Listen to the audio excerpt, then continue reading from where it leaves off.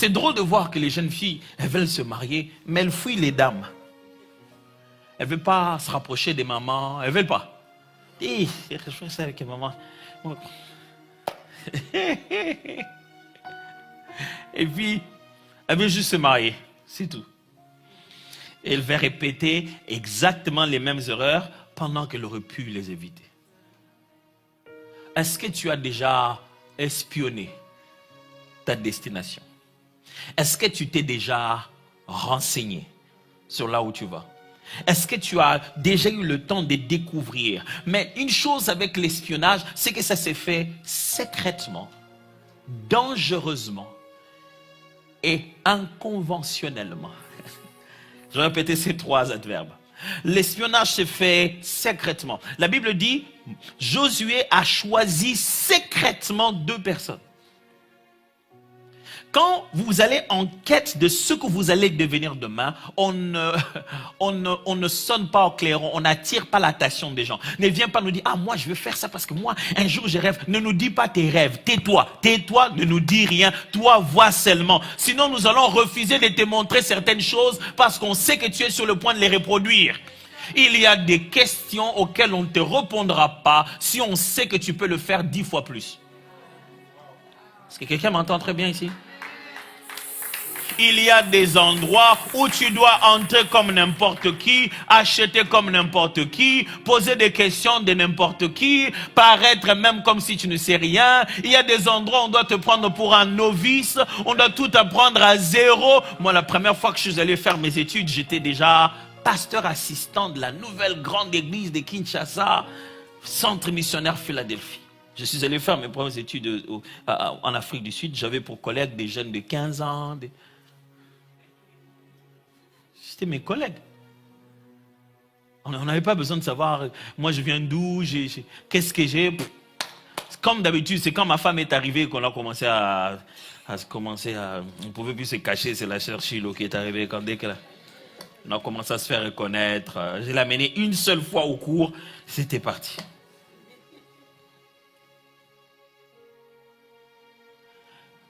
Si il savait que je venais d'une église qui était 2 fois plus grande que la leur, là où j'étais en train d'apprendre, ils allaient arrêter de m'apprendre des choses qui ont changé ma vie. Est-ce que quelqu'un me suit très bien ici? Tu n'as pas besoin de montrer que tu es grand. Non. Tu ne peux pas accéder à quelque chose si tu ne te fais pas petit. C'est secrètement qu'on le fait. N'affiche pas chaque fois toutes tes compétences, n'affiche pas chaque fois toutes tes beautés, n'affiche pas chaque fois tout ce que tu as. Il y a des endroits où tu dois choisir avec quelle voiture partir.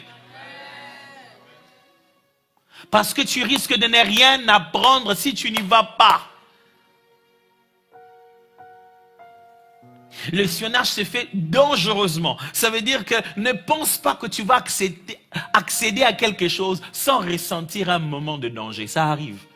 À un moment, tu te dis, et si ça ne marchait pas? Ça fait partie du parcours. Imaginez-vous qu'on les ait attrapés. On a appris. Le renseignement de la ville a appris. Parce que c'est comme ça. Des maisons closes, des endroits bizarres comme ça, là, les renseignements sont...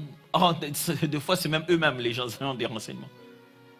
Et les renseignements, ils sont là. Quel risque?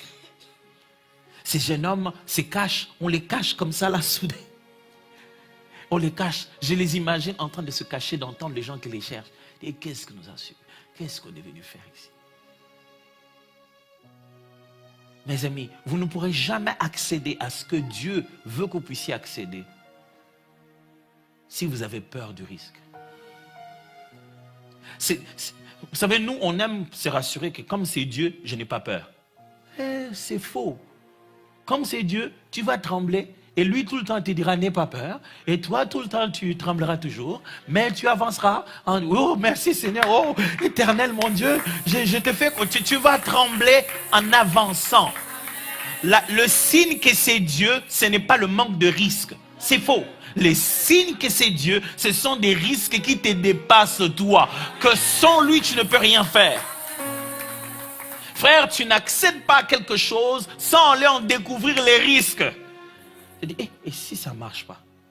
Et moi, je pensais que c'était juste quelque chose de facile. Et ça va demander beaucoup d'argent. C'est ça, nous, le problème. Dès que tu dois te rendre compte. On avait dit espionner, maintenant je me rends compte que ça demande des millions. Hein. La beauté de ton histoire, c'est que tu ne verras pas les millions, mais tu verras la chose que tu veux l'accomplir sans avoir touché les millions. Et on te demande, mais comment tu as fait ça? Ça demande des millions. Tu te dis, si je te raconte, même moi-même, je ne sais pas. L'argent est passé comment pour que j'aie ça? Mais frère, il y a des choses qu'il faut risquer. Ça va te donner la bonne définition du genre de Dieu qui marche avec toi. Il y a quelque chose dans ton Dieu que tu ne découvriras jamais si tu ne prends aucun risque. C'est toi qui te la joues trop safe avec un Dieu qui est capable de tout. Tu veux trop de sécurité, tu veux trop d'assurance pendant que Dieu dit, hey, lâche-moi, tu vas voir. Laisse-moi faire ça, je vais te faire plaisir. Il dit, mais non, moi je ne vais pas prendre de risques. Hey, tu es en train de t'empêcher de vivre la plus belle histoire de ta vie à cause d'un manque de risques. Espionner, c'est fait aussi de façon peu conventionnelle. Ça, c'est la plus grosse erreur des chrétiens. Dieu nous donne des promesses, Dieu nous donne des choses qu'on doit accéder. Vous savez comment nous on veut le faire? On veut le faire chrétiennement. Ah! Je vais peut-être vous scandaliser, mais est-ce que vous savez que Jésus n'était pas chrétien? Parce que des fois, il faut qu'on se rappelle quand même que Jésus, à la base, il n'était pas chrétien. Donc, il était juif pratiquant. Donc, on est devenu chrétien à cause de lui et après lui. Ça va? Ok. 2. Le monde n'est pas censé être chrétien. Or, nous sommes ici dans ce monde. Pourquoi vous voulez rencontrer des chrétiens partout? Dans chaque étape de votre vie, les personnes avec qui vous allez collaborer et qui seront votre source de bénédiction doivent toutes être chrétiens. C'est quoi ce mensonge? N'avez-vous pas lu dans la Bible que c'est un corbeau qui a amené au prophète la nourriture dont il avait besoin? Un corbeau, mes frères. Un animal impur. La plus grosse erreur des chrétiens, pendant qu'on entend parler de toute cette année de moissons, vous imaginez que moissonner, ça sera frère un tel, sœur un tel dans l'église. Mais vous ne savez même pas que dans ce plan de Dieu, il a pris musulmans, il a pris hindouistes, il a pris tout ce qu'il peut prendre pour le faire concourir au bien de ceux qui aiment Dieu. Oh, je suis presque sûr que certains, quand ils lisent la partie où les espions sont entrés chez la prostituée, ils disent, ah, quand même, vraiment, ils sont entrés chez la prostituée, vraiment. Et qu'est-ce qu'ils sont allés faire là-bas? Oh, c'est parce que tu n'es pas militaire et que tu n'es pas espion. Nous, quand on veut accéder à quelque chose, on veut que ça se fasse de la manière la plus conventionnelle. C'est-à-dire qu'on m'appelle, qu'on me demande. Non, mon frère, ça ne se passe pas comme ça. Non, je ne veux pas avoir des problèmes. Non, il y a des choses qui sont des problèmes. Il y a des choses qui sont des problèmes. Et ce n'est pas toi qui l'as créé. Et tu ne voulais pas remplacer les gens, mais quand tu arrives, on te dit non, je pense que toi, tu dois le remplacer. Non, je ne peux pas prendre la place des gens. Il n'y a qu'une seule place. C'est celle que Dieu t'avait promis. Et il y a encore quelqu'un. Comment tu vas y accéder? Explique-moi. Parce que Dieu dit au peuple d'Israël, je vous donne les territoires, là où habitent les Cananéens, les Hittiens, les Jérémiens. Il cite déjà les noms des gens qui habitent. Mais il dit, je vous donne. Bon, on va faire comment?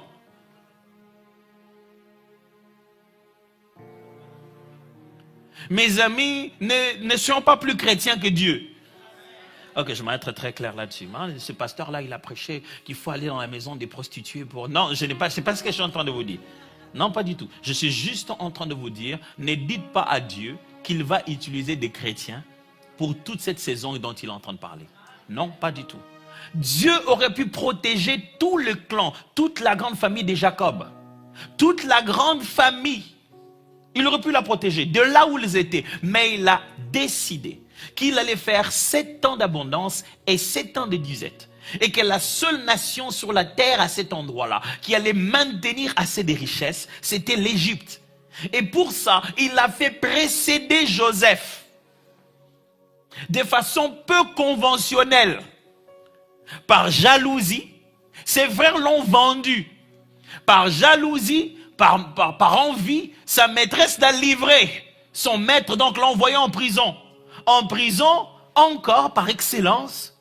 Finalement, il a interprété un songe. Par oubli, quelqu'un l'a laissé là-bas. Et par la grâce de Dieu, il en est sorti. Quand il sort, est-ce que c'est comme ça que vous allez tracer le parcours politique du premier ministre de l'Égypte? Sans que vous mettiez campagne, sans que vous mettiez autre chose. Cet homme est allé droit au trône en partant de la prison.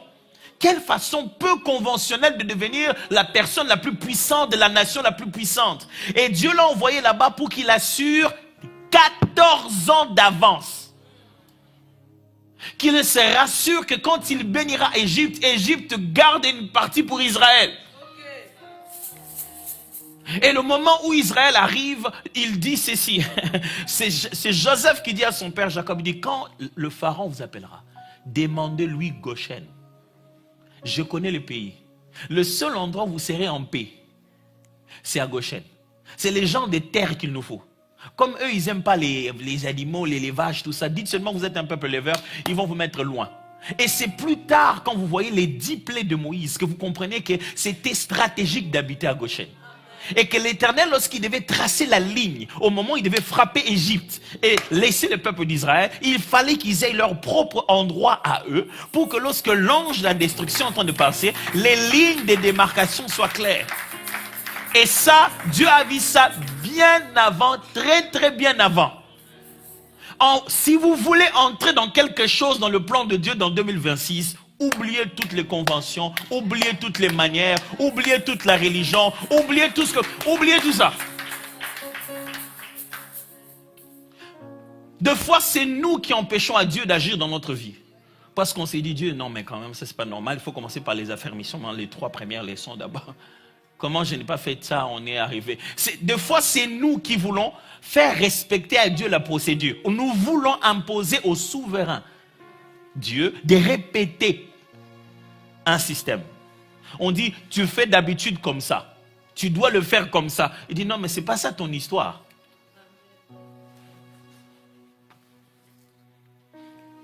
Toujours là? Ça va toujours?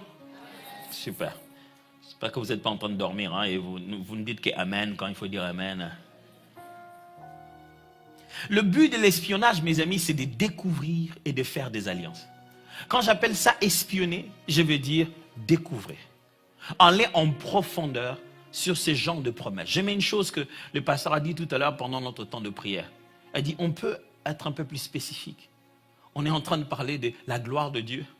Que Dieu, je veux voir ta gloire. On peut être plus spécifique. Quand on parle de la saison de moisson, c'est quoi pour toi la saison de moisson? Découvre ça de près. C'est quoi? Ose découvrir de près. Vous savez ce que nous on fait? On prend ces grandes choses qu'on espère en Dieu, on n'aime pas en toucher. On dit non Seigneur, ça je sais qu'un jour tu le feras, mais au moins ici. Non, c'est faux. Il faut prendre la grande chose, le mettre ici, et Dieu va réduire ça à l'expression de ce que tu peux accomplir maintenant, pour que pas à pas tu bâtisses ça jusqu'à la destination finale. Espionner, que j'utilise ici, veut dire découvrir et bâtir des alliances. Quand ils arrivent, non seulement qu'ils découvrent comment fonctionnent les choses, mais ils se font des alliances là.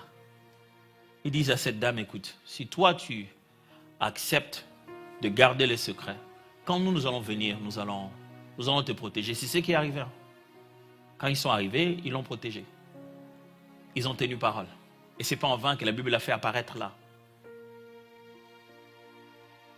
Vous imaginez ça? Je ne sais pas si vous comprenez. Ça veut dire que cette femme a trahi complètement sa nation pour établir une relation avec eux. Ça ne fait que confirmer ce que je vous ai dit. Quand Dieu vous envoie à entrer quelque part, c'est qu'il vous a précédé. Le bon côté de l'espionnage, c'est d'avoir les preuves que là où je vais, Dieu est déjà là-bas. Vous savez, quand Dieu vous envoie dans un domaine, il vous accordera même les plus énervants de tout le monde dans ces milieux. Vous voyez qu'il vous fait une gentillesse, même avec politesse. Avec impolitesse. Il crie, mais il vous fait faveur. Vous savez, il y a des gens, des personnes, ils disent tout, mais ils s'énervent, mais après ils te le donnent. Et toi, tu restais seulement sur s'énerver. Parce que tu te dis, bon, c'est une prostituée. Et donc tu as oublié qu'il t'a donné ce que tu étais venu chercher. Parce que nous, on veut que le visage soit les gens de visage qu'on aime. Pourquoi il m'a donné ça comme ça en criant sur moi? Quand même, c'est pas normal. Papa, quand on n'a rien dans la vie, on ne fait pas ces genres de... Non, ne fais pas ça. Tu étais venu pour prendre ça. Prends ça. Fais passer ton orgueil personnel. Vas-y. Un jour, tu deviendras beaucoup plus grand que lui. Tu oublieras même ça. Mais c'est faire ces alliances. Mes amis, tu n'accéderas pas pleinement dans une saison sans que tu aies ces personnes dons, ces personnes stratégiques que Dieu place dans ton chemin, avec lesquelles tu dois être en véritable connexion. Ce qui m'énerve au milieu de nous, les chrétiens, c'est qu'on ne sait pas faire des alliances durables. Ni dans les affaires, dans rien. On ne sait pas faire des alliances durables. Pourquoi? Parce qu'on a peur que celui-ci ait un démon, ou soit sorcier, ou... On a peur de nous-mêmes.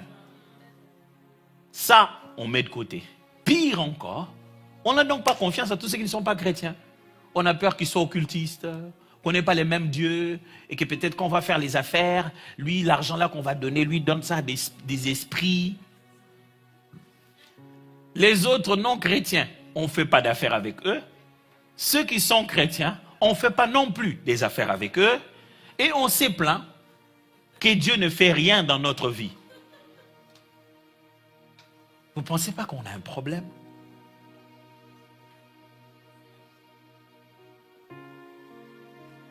Les musulmans, lui, ils ne s'empêchent pas de t'engager, toi, si tu es le meilleur dans le domaine.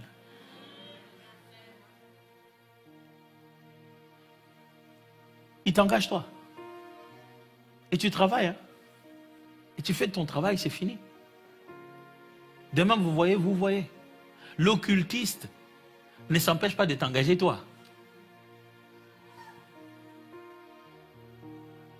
Parce que disons que l'occultiste, voilà, on veut qu'avant qu'il travaille avec nous, qu'il devienne chrétien. Il a donné sa vie à Jésus, il a cru. Il a même témoigné. Là encore, il a mal fait. Donc ces gars-là, ils faisaient ça. Non, je ne vais pas l'avoir à côté de moi. Surtout qu'à l'église, si tu témoignes, c'est que tu étais. C'est ce jour-là que tu le deviens. À partir de ce jour-là, on sait que tu faisais ça. C'est que tu viens de dire que tu as abandonné. Mais c'est ce jour-là que tout le monde écrit dans son carnet, plus jamais. Quand tu dis aux gens, moi quand je saluais les gens, j'entrais. Maintenant, plus personne ne va te donner la main. Plus jamais. Est-ce que ce n'est pas nous qui sommes devenus un problème?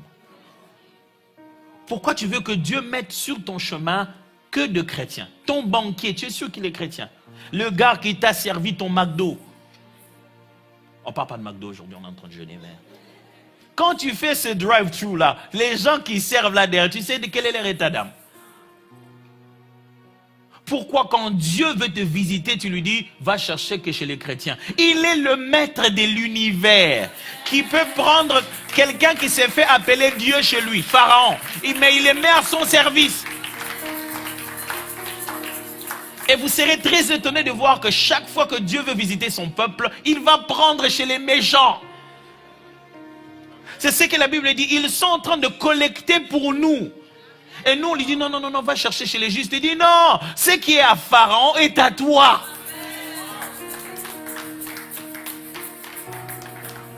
Nous conditionnons tout le monde à confesser Jésus, même avant d'être utilisé par Dieu pour nous.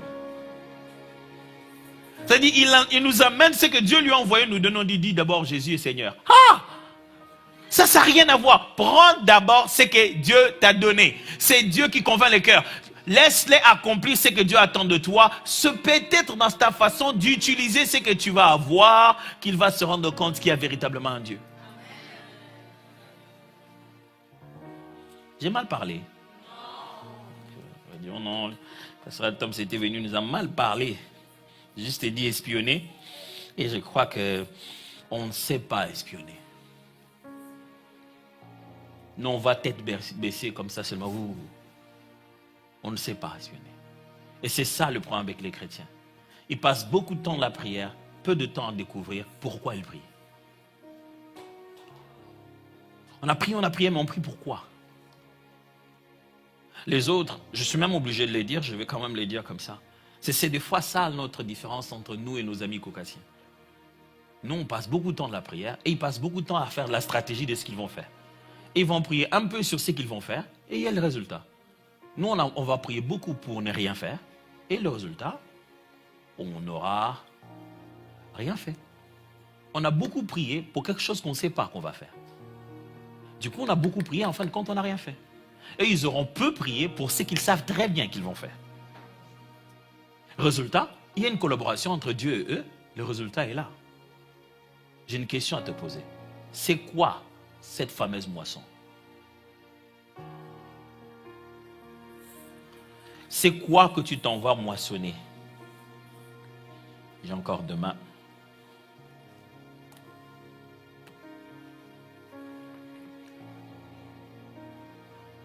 Il faudrait que tu espionnes ça. Il faut que tu espionnes ça. Je devais avoir encore peut-être 14 ou 15 ans. Déjà à cette époque, je savais ce que Dieu attendait de moi. Le Seigneur voulait que je puisse s'enseigner. Voilà, bref, une partie de ce que je suis en train de vivre maintenant. Mais déjà à cette époque-là, j'assistais à des conférences pour pasteurs. Je n'étais pas pasteur, je n'étais rien du tout, mais j'assistais à des conférences pour pasteurs. Il y avait à l'époque un mouvement qui était, je ne sais pas si ça continue jusqu'à aujourd'hui, mais c'était une grande école. À l'époque, c'était vraiment les débuts, la première session. Ça s'appelait AFMIN, African Ministry Network, qui était dirigé par le bishop Eji Bayama, des formateurs qui venaient de l'Afrique du Sud, qui venaient des États-Unis. J'étais le seul petit garçon qui était là, mais comme je me débrouillais un peu des fois en mon anglais à gauche, à droite, des fois je dormais même. C'était 8 heures d'enseignement. Il y avait des moments où on enseignait des choses que moi je ne savais même pas que je vais un jour vivre dans ma vie. Donc à un moment, je me sursautais, j'ai déjà dormi. Mais j'étais assis en train de suivre.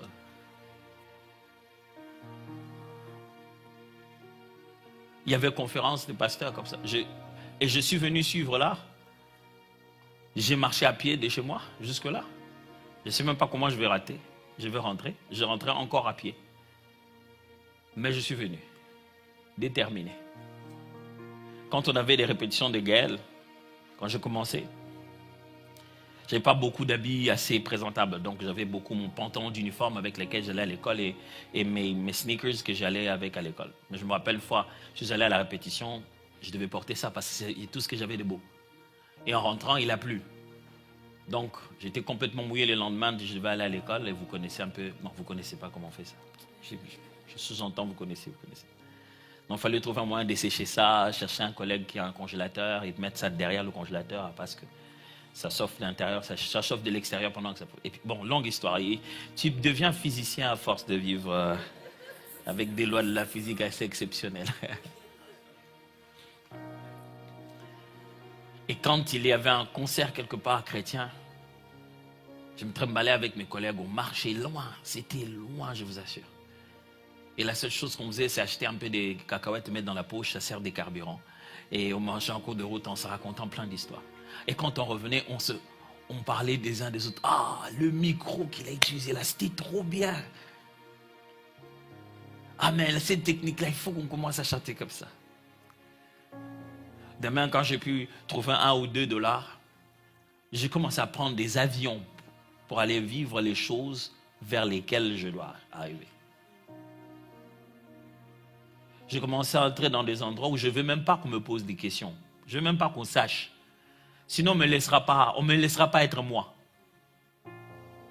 J'ai commencé à m'inscrire à des endroits où je n'écris même pas mes diplômes. J'écris juste mon nom et tout et tout. Même quand on dit diplôme, quand on dit c'est optionnel, je passe l'option parce que si tu mets ça, tout le monde bloque. C'est dit, ah, il est déjà docteur. Il bloque. Est-ce que quelqu'un dit docteur, il connaît tout? Ça ne signifie pas ça? Encore jusqu'aujourd'hui, je continue à le faire. Je m'arrête un jour, je me dis, ok, ma femme est témoin. Je dis, ok, c'est mon jour c'est ma période de repos. Je vais découvrir une ville, un pays. Je vais aller voir quel est le système économique là-bas. Ok, c'est là-bas que je vais faire mes repos. Ok, je vais aller en Ouganda. Ok, je vais aller à telle ville. Ma femme, des fois, quand je vois, elle dit, mais tu es allé faire quoi là-bas? Qu'est-ce qu'il y a là-bas? J'ai dit, non, je suis dans une île. Je suis allé à des endroits où la seule chose qu'on m'a fait faire, pasteur, c'était juste une visite. Je me souviendrai la fois où on est allé avec elle à Canaan Land, au Nigeria. On regardait chez Oedipo, c'était waouh. Et puis on allait à Redeemed Christian Church chez Adeboe. Ça, c'est pas une église, ça, c'est une ville carrément. Si vous n'avez jamais vu certaines limites être traversées, vous appellerez ceux qui les traversent sorciers. Parce que vous ne les avez jamais traversées. Et si vous ne vivez qu'avec les gens qui ne traversent pas ces limites-là, vous pensez que c'est ça, les véritables normes de la vie. Jusqu'à ce que vous voyez des gens qui sont faits des chairs et des sangs, il n'y a rien de mystique, ils n'ont tué personne, ils n'ont allumé aucune bougie la nuit. Ils t'ont juste montré que maintenant, tu sais quand on étudiait à l'école là, oui, les profs de maths, ils disaient ça, oui. Tu vois les X là, oui. Enfin, tu comprends à quoi servaient les X. Tout ce que je passe comme dans ma vie, c'est juste aller voir quelqu'un qui est de l'autre côté de l'histoire que moi je vais vivre. Je viens jusque là-bas, là où il a traversé, je reste. Je me souviendrai des fois où je suis allé aux États-Unis à l'église appelée Gateway Church. Je reste, je suis allé dans quelque chose qu'ils appelaient ça clinic. Tu entrais, tu posais toutes les questions que tu veux savoir sur le développement de leur église. Tu dis, comment vous avez fait ça? C'est comme ça que vous avez fait ça? Ok. Je vois là où moi je suis avec là où je vais arriver. J'ai compris tout de suite ce que je dois faire. Tu ne peux pas devenir grand sans te faire petit quelque part. À Jéricho, on n'y va pas tout de suite avec des trompettes. Des fois, on vient cacher la nuit. Bien caché. On s'assied, on dit,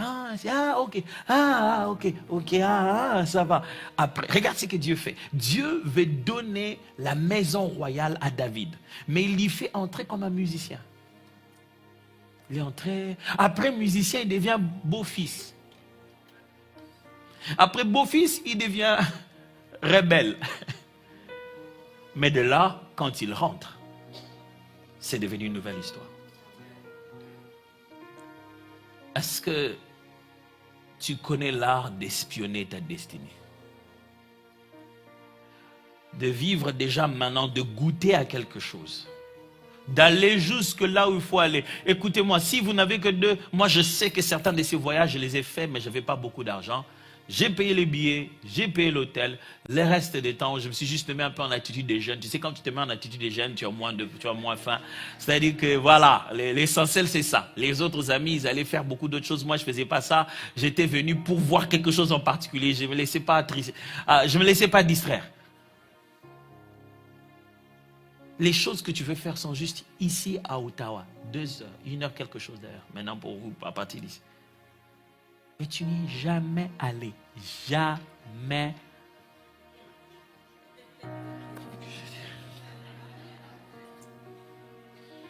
Ce que tu veux faire se trouve ici au Canada. Tu peux aller en ligne et voir quand aura lieu la conférence. Ce n'est même pas cher. C'est à peine $30. Même si c'était $200. Est-ce que tu penses que la grandeur de ce que tu vas avoir ne vaut pas $200? Tu ne pourras jamais avoir si tu ne dépenses pas. Si tu ne sais pas s'aimer pour aller juste, il y a des lieux qu'il faut juste y arriver. Il y a des mains qu'il faut juste saluer. Tu as juste été là. Moi, il y a des endroits où je suis entré, je n'entends rien de ce qu'on dit. Je fais que regarder d'abord autour. On parle là-bas, moi je n'entends encore rien. Je dis, hey, ça existe quoi? Tu sais, ta vie va changer le jour où tu vas te rendre compte que certaines des choses que tu crois que ça n'existe pas, ça existe.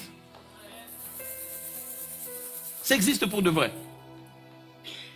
Et je n'oublierai jamais la fois où j'ai demandé à certains des responsables de l'église, on débattait et puis j'essaie de leur faire comprendre certaines choses, mais ça venait lentement.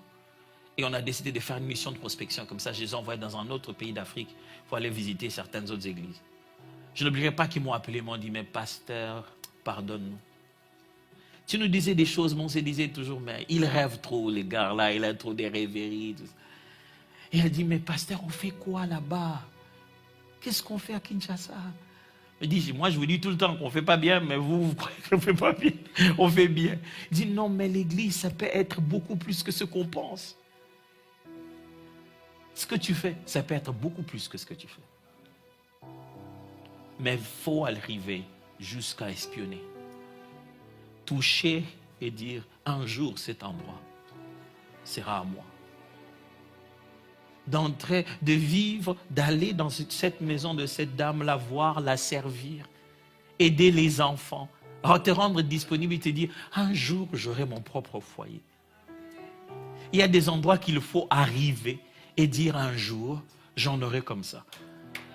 Je connais des amis qui, dès qu'on entrait dans un véhicule, ils touchaient du moi vraiment ça. Et un jour, j'aurai une voiture comme ça. Tcha, tcha, tcha, tcha, tcha. Ils avaient un zèle incroyable. Mais il faudrait arriver jusqu'à connaître les détails. Le chiffre, le montant, le fabricant. Va en détail. Il s'agit d'espionner, pas de regarder à distance.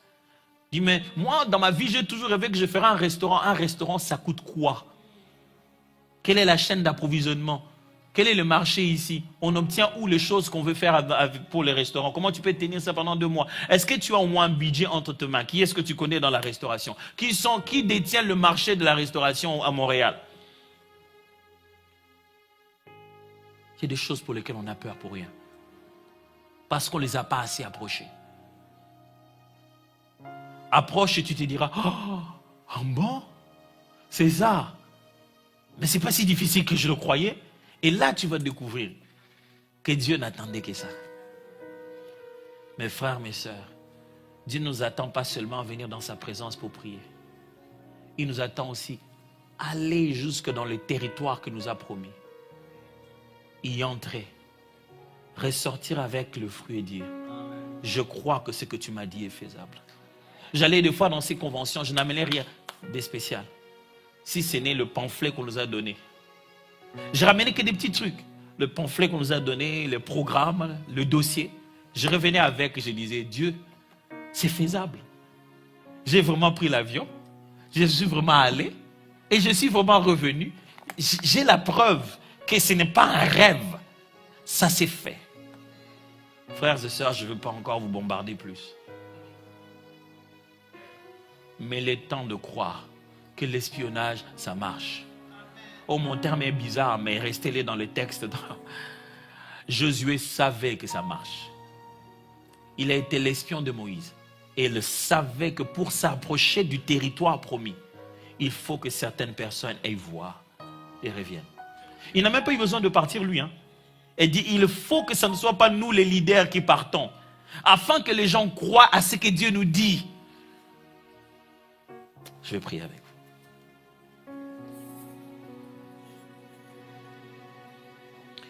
Jusqu'à quel point ça a été cognant dans votre cœur.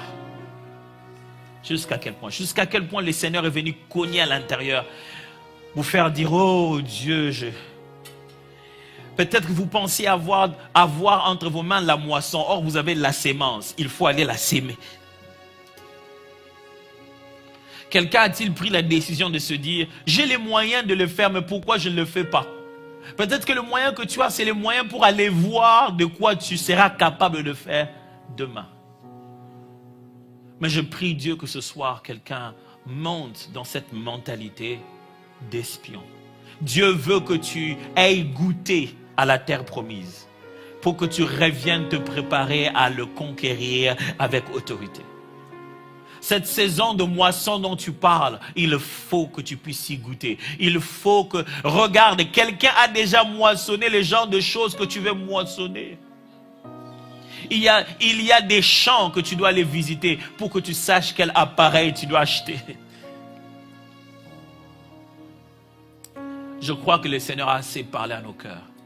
Je vais vous donner juste quelques minutes pour répondre à ce message. Aujourd'hui, je ne vais pas vraiment être long dans la prière. Je pense que c'est une sémence forte dont le but est vraiment d'aller chercher dans notre cœur une décision, un changement de mentalité. Mais là où Dieu vous a parlé, répondez à la prière maintenant. Juste pendant un moment. Prions ensemble.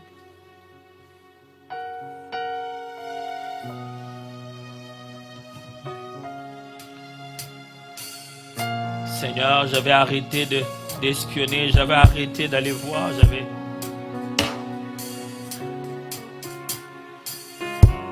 faut que j'aille voir encore.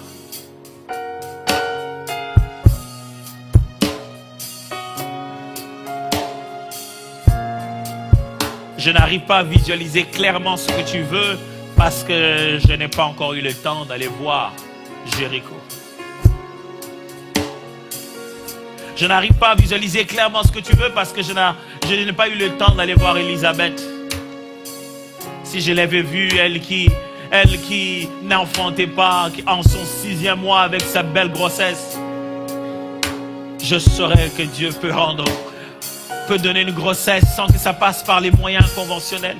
Peut-être que j'ai empêché de regarder les choses comme tu le vois, parce que j'imagine un monde rempli de chrétiens, que du début jusqu'à la fin dans le processus, il doit avoir un enfant de Dieu, un chrétien mais tu as prévu des gens de toute race, de toute nature, de toute religion.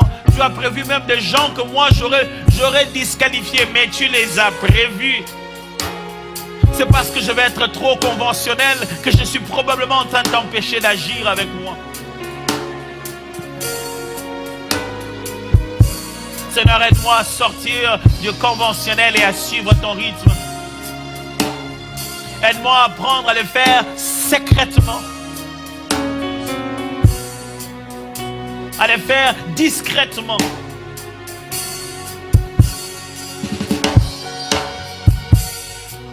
Je m'en prier pour nous et je m'en nous demander de mettre la main sur la poitrine et j'aimerais faire cette prière.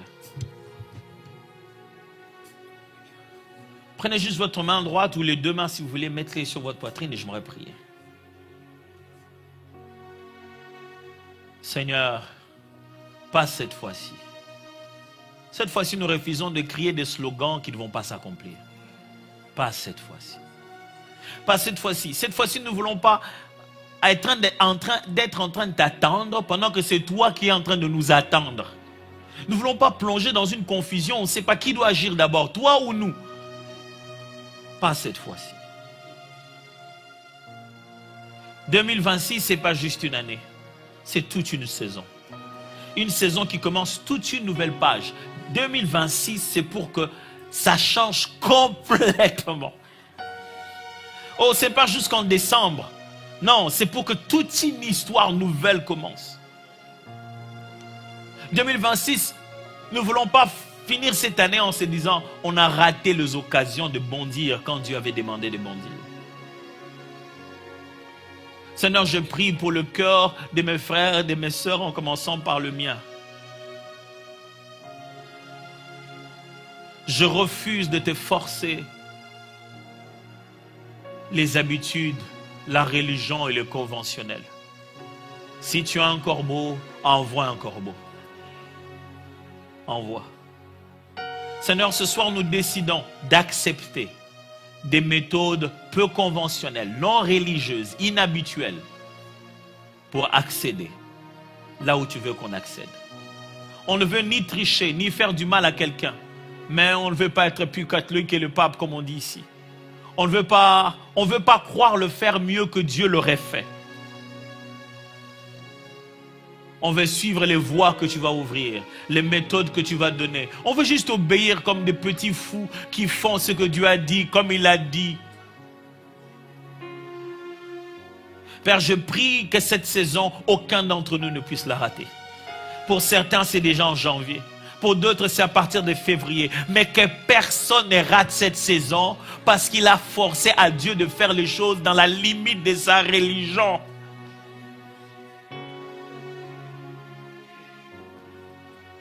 Je prie aussi, Seigneur, permets-nous de reconnaître les semences que nous avons dans nos mains. Il y a de l'argent que tu nous avais donné, ce n'était pas pour en faire le commerce. C'est peut-être pour aller voir. C'est peut-être pour aller s'aimer. C'était peut-être pas avec ça qu'il fallait commencer. Ça devait nous servir d'aller ouvrir nos yeux. Seigneur, permets à chacun de se rendre compte de la sémence qu'il a entre ses mains pour faire cet espionnage jusqu'au bout. Père, je prie, donne-nous de marcher malgré le risque et la peur. On va encore sentir les risques. On va encore se dire, mais ça va nous coûter plus cher. On va encore se dire, peut-être ça va nous prendre de longues années à le faire. Mais ce n'est pas parce qu'il y a un risque que Dieu n'est pas avec nous. Seigneur, je te prie que cette année, lorsque le risque est pris, on le prenne en se disant, c'est cette année, l'année où nous devons moissonner.